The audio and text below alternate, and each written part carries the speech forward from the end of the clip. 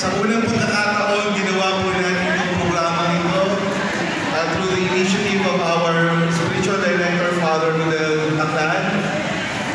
Sa totoo lang po, maiksing preparation lang po ang ating nagawa dahil po nanggaling tayo sa Santa Cruzan. Pero nagawa po natin ng masaya. Diba? Nagawa natin maayos. At nagawa natin ng kalugod-lugod sa Panginoon. Amen po ba? Amen! Kaya naman po, hayaan niyo po ako magpasalamat sa mga taong tumulong para maisakatuparan po itong programa ito. A big shout out to Divine Mercy Community. Maraming salamat po. Maraming salamat po sa San Pedro Caloocan Filipino Catholic Community ex-com members. Sa lahat po ng prayer groups and communities, maraming salamat po. At sa mga performers po natin, ang Banyuhay, ang Sacred Heart, na isang linggo lang nag-practice, maraming salamat po. At of course, sa ating mga kabataang Pinoy, ang ating parish Filipino youth, maraming salamat. Yun lang po, maligayang araw ng ating kasarilan.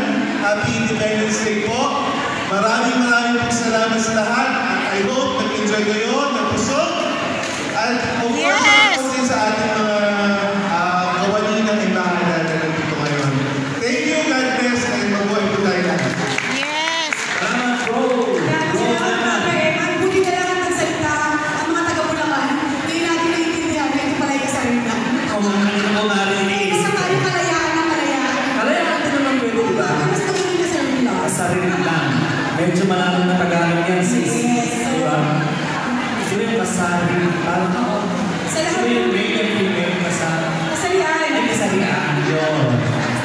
Pasensya na kapampangan ko. Sa lahat ko rin. Hindi ako well-versed sa mga salitang Tagalog. Ang alam ko lang na apay-apay, ang bahay, sa iit na pangin. Diba? Sino po yung mga kapampangan dito? Mabuhay kayo lahat. Makarin! Makanta na! Yakapakan na ka! Makuksi ka ba din? Higit mo na din. Anyway! So, pasalamatan natin ang mga nananayin na ito. And for us, Yes, bago namin tawagin ang susunod na magsasalita sa harap.